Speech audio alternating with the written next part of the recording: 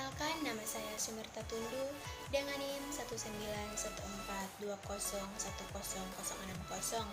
mahasiswi keperawatan semester 6 dari Universitas Pembangunan Indonesia Manado. Pada saat ini saya akan membahas tentang solusio plasenta, dan di sini saya akan membahas tentang definisi, klasifikasi, komplikasi, etiologi, dan diagnosis. Yang pertama, definisi. Untuk solusio plasenta, definisinya yaitu suatu kejadian di mana plasenta itu terlepas sebelum waktunya, dan biasanya terjadi pada usia kehamilan 22 minggu ataupun dengan perkiraan berat janin 500 gram. Yang kedua, klasifikasi. Berdasarkan cara peletakan plasenta itu ada dua. Ada totalitas dan juga ada fasialis. Kalau totalitas itu secara keseluruhan dan fasialis itu hanya sebagian saja lepasnya plasenta itu. Dan berdasarkan secara klinisnya itu ada tiga, yaitu ada ringan, ada sedang, dan berat.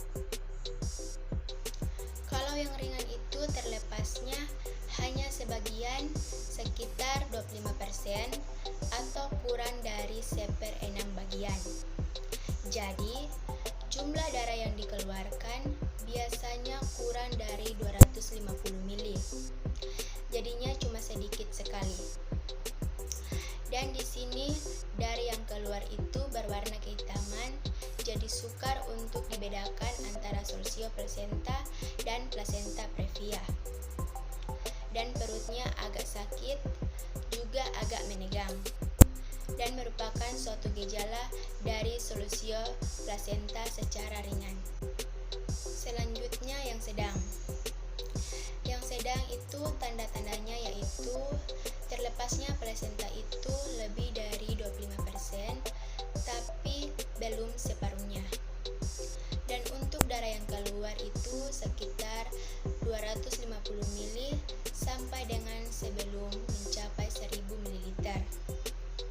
Dan biasanya untuk umumnya itu adanya keluar darah itu biasanya disertai dengan nyeri, kemudian DJJ-nya janin itu juga menjadi lebih cepat dari sebelumnya.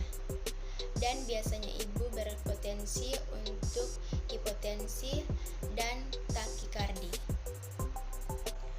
Dan yang terakhir adalah solusio plasenta berat. Terlepasnya plasenta yang sudah melebihi 50% dan jumlah pendarahannya itu lebih dari 1000 ml.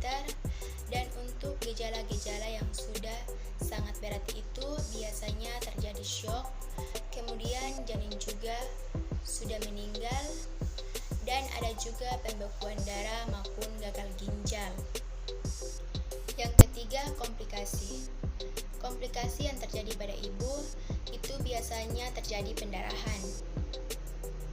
Pendarahan di sini menurunkan tekanan darah, biasanya juga ibu mengalami syok. Dan yang kedua, ada gangguan pembekuan darah karena adanya penurunan dari feminogrin. Dan selanjutnya ada omiguria, di mana urinnya itu menjadi sedikit atau semakin berkurang.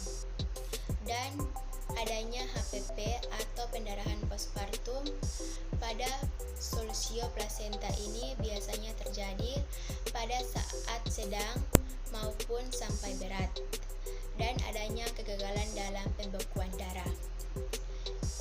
Itu juga menyebabkan adanya pendarahan yang sangat hebat yang disebut pendarahan postpartum.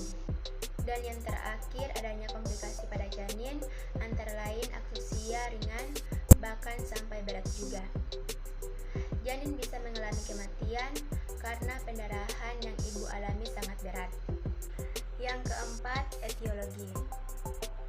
Nah, untuk etiologi atau penyebabnya itu, yang pertama secara umum, usia ibu yang lebih dari 35 tahun itu, kekuatan rahim ibu sudah mulai berkurang. Yang kedua itu ada hipertensi yang menampung karena pendarahan si ibu itu terganggu sehingga suplai darah dari ibu ke janin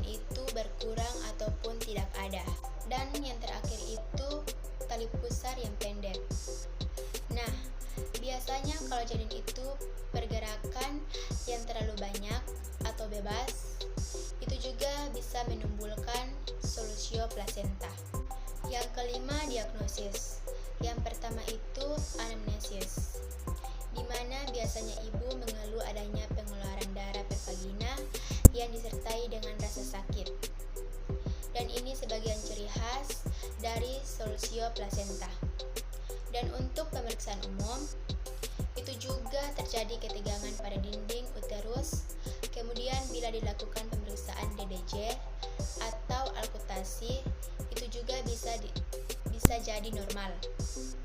Ataupun bisa juga janin itu sudah meninggal ataupun dinamakan kematian intrauteri di dalam kandungan.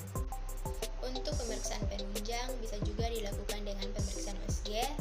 Biasanya terlihat air ketuban keruh, bercampur darah, janinnya juga biasanya meninggal, ataupun bisa dilakukan dengan pemeriksaan penunjang lainnya, yaitu bisa juga dilakukan pemeriksaan secara laboratorium, yaitu jumlah eritrosit, trombosit, dan ada pemeriksaan urin, juga dilihat jumlahnya setiap jamnya. Sekian video dari saya, mohon maaf jika ada salah pengucapan kata. Terima kasih.